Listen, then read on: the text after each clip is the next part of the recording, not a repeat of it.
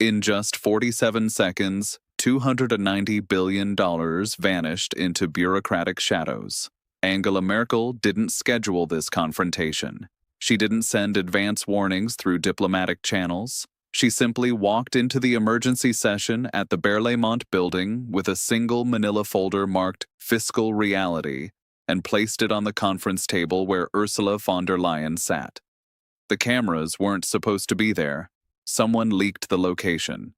The European Commission's crisis management team scrambled to cut the feeds, but it was too late. What did Angela Merkel reveal that made the most powerful woman in Brussels begin trembling? I witnessed what happened next, and it changed everything we thought we knew about European unity. The meeting was supposed to be routine, a private consultation on the 2027 budget framework between two of Europe's most seasoned leaders. But when Merkel entered that sterile conference room at exactly 14:23 CET, her jaw was set in the way that had intimidated world leaders for 16 years. Von der Leyen, seated at the head of the polished mahogany table, looked up from her tablet. Her usual controlled smile flickered for just a moment when she saw Merkel's expression. "Angela, I wasn't expecting the Green Recovery Fund," Merkel interrupted, her voice cutting through the air like a scalpel. $290 billion allocated for renewable energy infrastructure across Eastern Europe. Where is it? The silence that followed was deafening.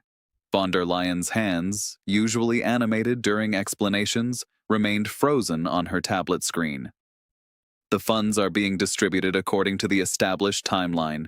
Wire transfer reference EU GRF 2025 Priority 7A, Merkel continued, opening her folder. Dated September 3, 2025. Destination, Sustainability Dynamics International, a consulting firm registered in Delaware with operational branches in Luxembourg and Cyprus. I watched von der Leyen's face drain of color. The Commission President's carefully constructed composure began to crack. These are complex financial instruments that require your husband's consulting firm. The words hung in the air like a death sentence. Merkel's voice never rose above conversational level, but the accusation hit with the force of a wrecking ball. Von der Leyen stood abruptly, her chair scraping against the marble floor. "That is an outrageous accusation. Heiko's business dealings are completely separate from $290 billion, Ursula." Merkel's eyes never left the documents. European taxpayer money routed through a private entity that lists Dr. Heiko von der Leyen as senior strategic advisor. The same Dr. von der Leyen who advised on green transition logistics for precisely $47.3 million in consultancy fees.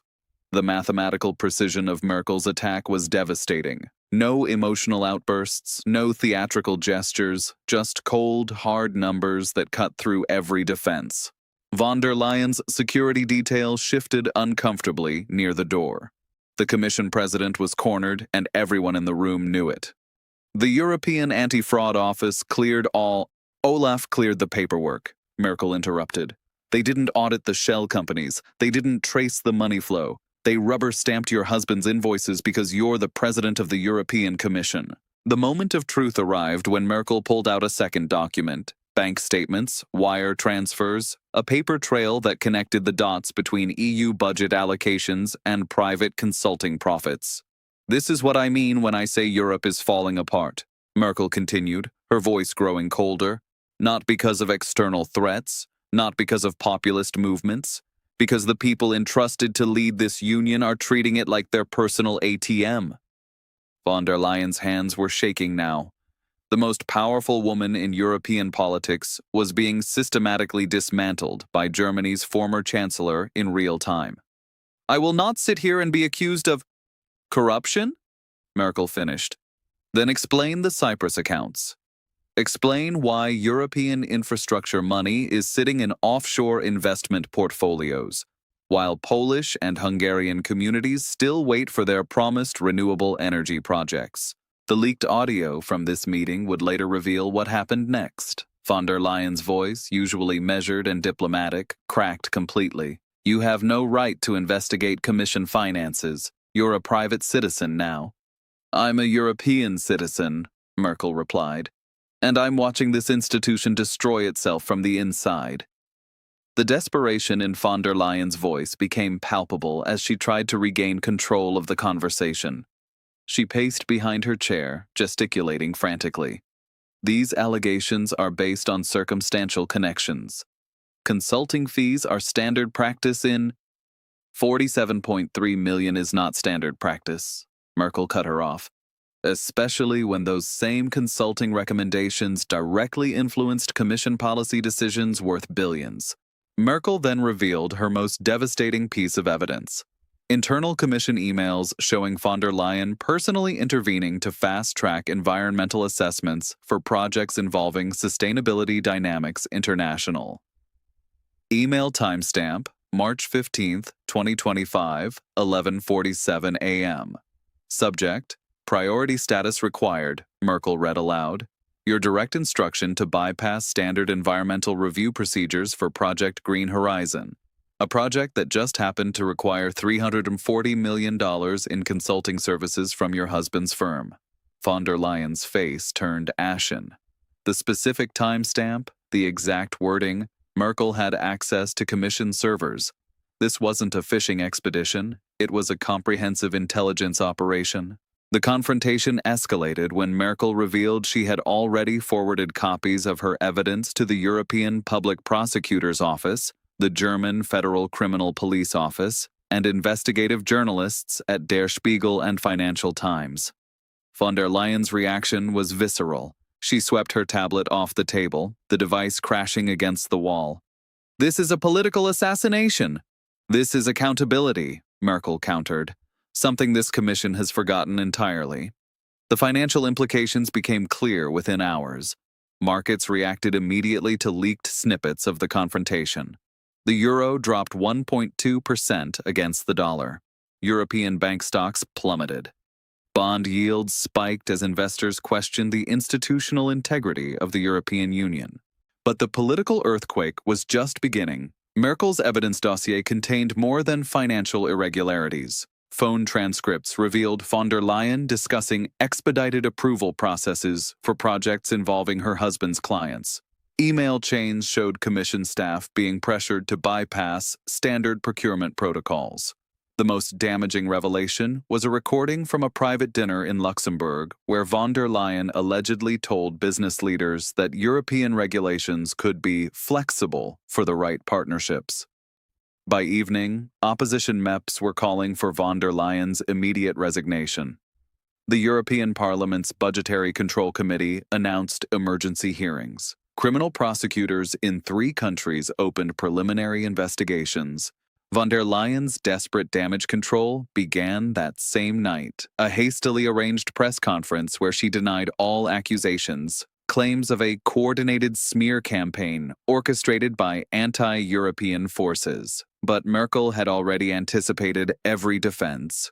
Her evidence was bulletproof: bank records, email servers, witness testimonies, a paper trail that no amount of political spin could explain away. The former German chancellor had spent months building her case.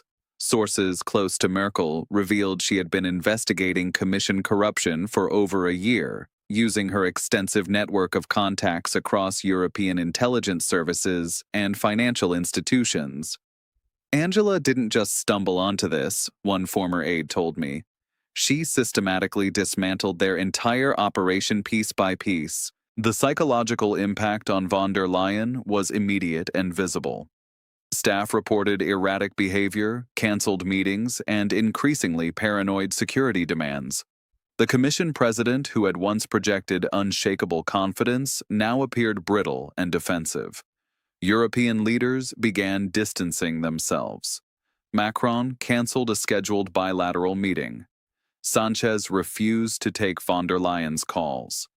Even longtime allies started questioning their associations with the embattled Commission president. The institutional crisis deepened when Merkel revealed that the corruption extended beyond von der Leyen. Other commissioners had approved questionable contracts. Senior staff had received consulting fees from companies receiving EU funding.